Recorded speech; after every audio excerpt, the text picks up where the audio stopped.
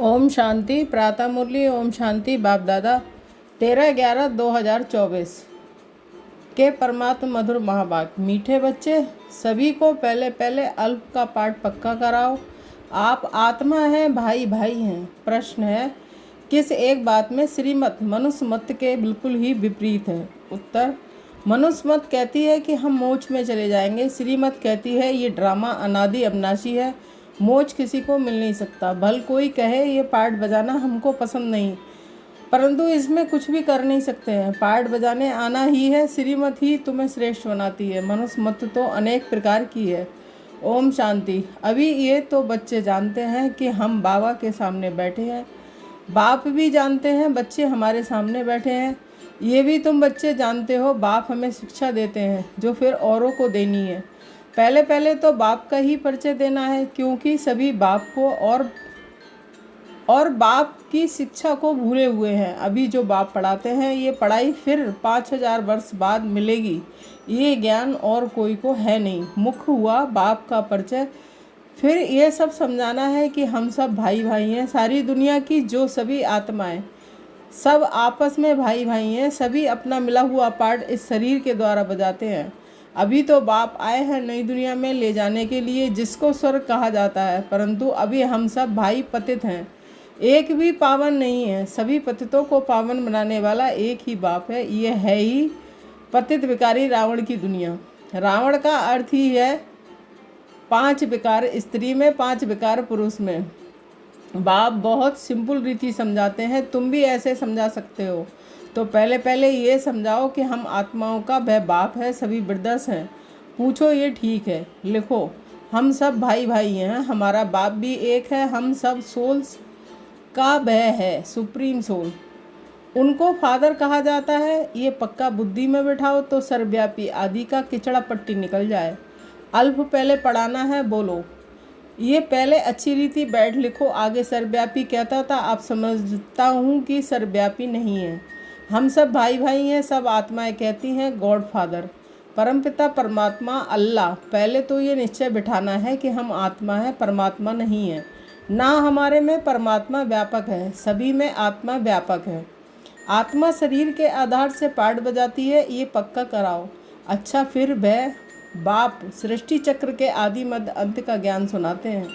बाप ही टीचर के रूप में बैठ समझाते हैं। लाखों वर्ष की तो बात नहीं, ये चक्र अनादि बना बनाया है। इक्वल कैसे है इसको जानना पड़े। सतयुग त्रेता पास्ट हुआ, नोट करो। उनको कहा जाता है स्वर्ग और सेमी स्वर्ग। वहाँ देवी देवताओं का राज चलता है। सतयुग में है 16 कला, त्रेता में है 14 कला। सतयुग का प्रभाव बहुत भारी है, नाम ही है स्वर्ग, हेवन। नई दुनिया सतयुग को कहा जाता है, उसकी ही महिमा करनी है। नई दुनिया में है ही एक आदि सनातन देवी देवता धर्म। चित्र भी तुम्हारे पास है निश्चय कराने के लिए। ये सृष्टि का चक्र फिरता रहता है। इस कल्प की आयु ही 5000 वर्ष है। अब सूर्यवंशी चंद्रवंशी तो बुद्धि में बैठा विष्णुपुरी ही बदल राम सीतापुरी बनती है। उनकी भी डायनेस्टी चलती है ना। 2 युग पास्ट हुए, फिर आता है द्वापर युग। रावण का राज, देवताएं वाम मार्ग में चले जाते हैं तो विकार का सिस्टम बन जाता है। सतयुग त्रेता में सभी निर्विकारी रहते हैं। एक आदि सनातन देवी देवता धर्म रहता है। चित्र भी दिखाना है, औरली भी समझाना है। बाप हमको टीचर होकर ऐसे पढ़ाते हैं। बाप अपना परिचय खुद ही आकर देते हैं।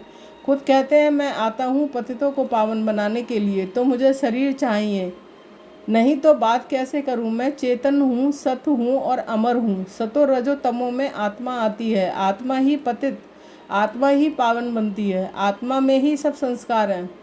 पास्ट के कर्म व विक्रम का संस्कार आत्मा ले आती है। सतयुग में तो विक्रम होता नहीं है, कर्म करते हैं, पाठ बजाते हैं, परंतु वह कर्म अकर्म बन जाता है। गीता में भी अक्षर है।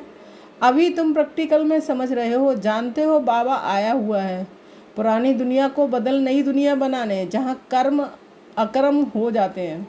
उनको ही सतयुग कहा जाता है। और यहाँ फिर ये कर्म विक्रम ही होते हैं, इसको कलयुग कहा जाता है। तुम अभी हो संगम पर। बाबा दोनों ही तरफ की बात सुनाते हैं। एक एक बात अच्छी रीति समझे।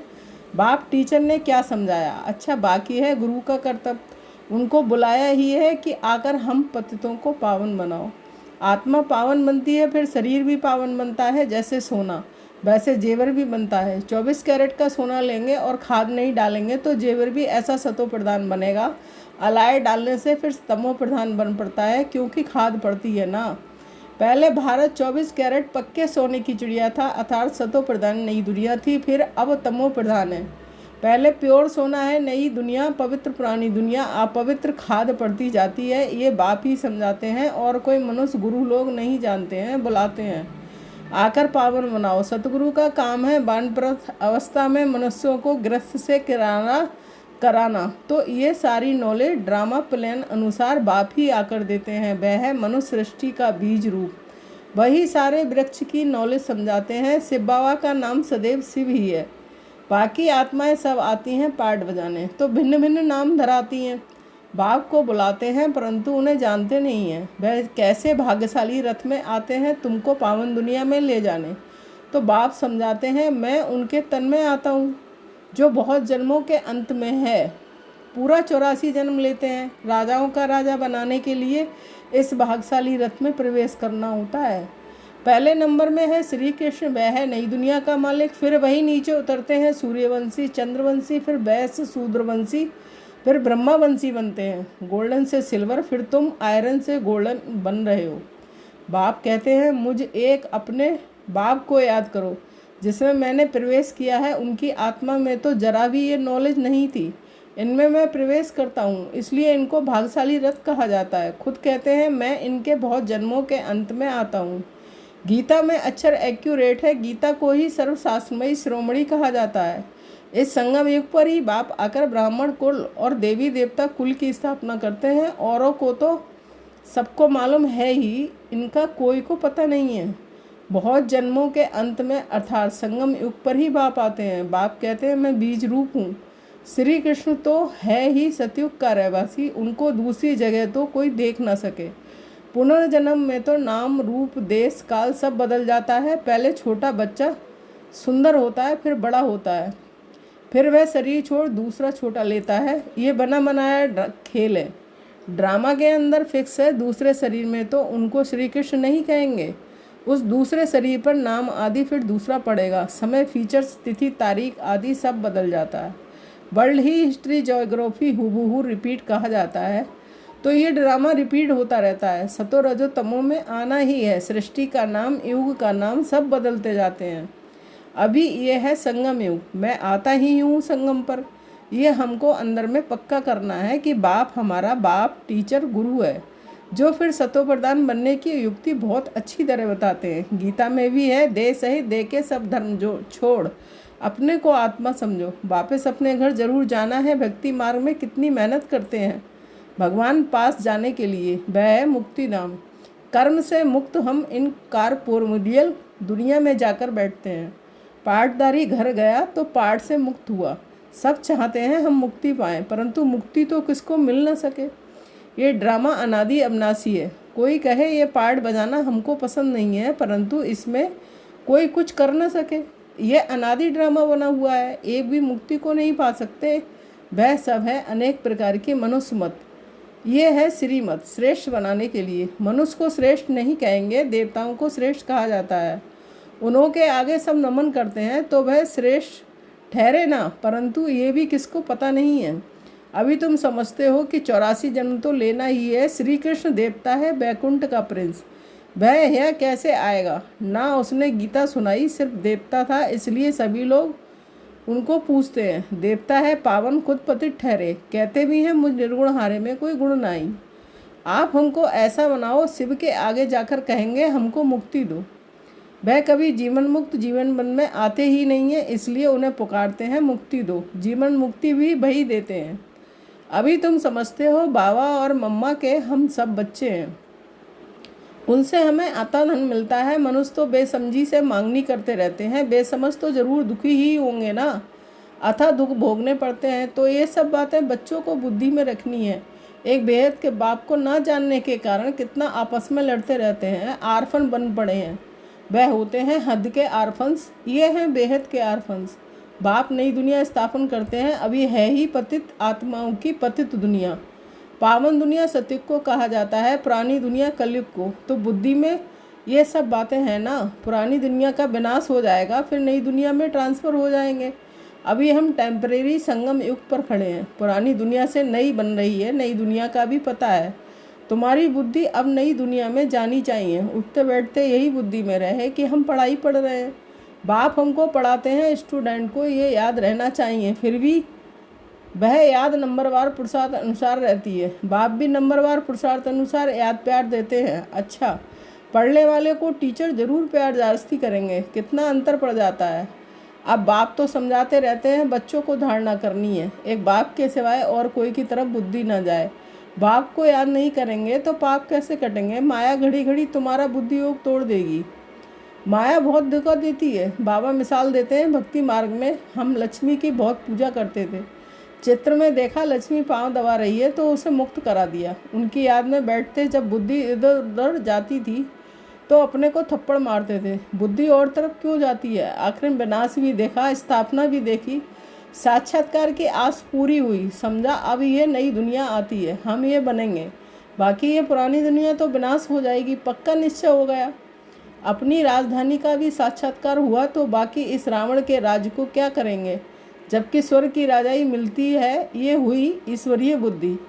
ईश्वर ने प्रवेश कर ये बुद्धि चलाई। ज्ञान कलश तो माताओं को मिलता है, तो माताओं को ही सब कुछ दे दिया। तुम कारोबार संभालो, सबको सिखलाओ। सिखलाते सिखलाते यहाँ तक आ गए।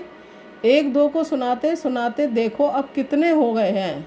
आत्मा पवित्र होती जाती है, फिर आत्मा को शरीर भी पवित्र चाहिए। समझते भी हैं, फिर भी माया भुला देती है। तुम कहते हो 7 रोज़ पढ़ो तो कहते हैं कल आएंगे। दूसरे दिन माया खलास कर देती है, आते ही नहीं। भगवान पढ़ाते हैं तो भगवान से नहीं आकर पढ़ते हैं। कहते भी हैं कि हाँ ज़रूर आएंगे, परंतु माया उड़ा देती है, रेगुलर होने नहीं देती है। जिन्होंने कल पहले पुरुषार्थ किया वह ज़रूर करेंगे। और कोई हट्टी है नहीं। तुम पुरुषार्थ बहुत करते हो, बड़े बड़े म्यूजियम बनाते हो। जिन्होंने कल पहले समझा है वही समझेंगे। विनाश होना है, स्थापना भी होती जाती है। आत्मा पढ़कर फर्स्ट क्लास शरीर लेगी, एम ऑब्जेक्ट ये है ना। ये याद क्यों नहीं पढ़ना चाहिए। अभी हम नई दुनिया में जाते हैं अपने पुरुषार्थ के अनुसार। अच्छा, मीठे मीठे सिखिलते बच्चों के प्रति माता पिता बाप दादा का याद प्यार और गुड मॉर्निंग। रूहानी बाप की रूहानी बच्चों को नमस्ते। धारणा के लिए मुख्य सार 1 पॉइंट। बुद्धि में सदा याद रहे कि अभी हम थोड़े समय के लिए संगम युग पर बैठे हैं। पुरानी दुनिया विनाश होगी तो हम नई दुनिया में ट्रांसफ़र हो जाएंगे, इसलिए इससे बुद्धि योग निकाल देना है। सेकंड, सभी आत्माओं को बाप का परिचय दे कर्म अकर्म विक्रम की गुह्य गति सुनानी है। पहले अल्प का ही पाठ पक्का कराना है। वरदान, श्रेष्ठ प्राप्तियों के प्रत्यक्ष फल द्वारा सदा खुशहाल रहने वाले एवर हेल्दी भव। स्पष्टीकरण, संगम युग पर अभी अभी किया और अभी अभी श्रेष्ठ प्राप्ति की अनुभूति हुई, यही है प्रत्यक्ष फल। सबसे श्रेष्ठ फल है समीपता का अनुभव होना। आजकल साकार दुनिया में कहते हैं कि फल खाओ तो तंदुरुस्त रहेंगे, हेल्दी रहने का साधन फल बताते हैं, और आप बच्चे हर सेकंड प्रत्यक्ष फल खाते ही रहते हो, इसलिए एवर हेल्दी हो ही। यदि आपसे कोई पूछे कि आपका क्या हाल चाल है तो बोलो कि फरिश्तों की चाल और खुशहाल है। स्लोगन, सर्व की दुआओं के खजाने से संपन्न बनो तो पुरुषार्थ में मेहनत नहीं करनी पड़ती है। Om Shanti. Thank you Baba.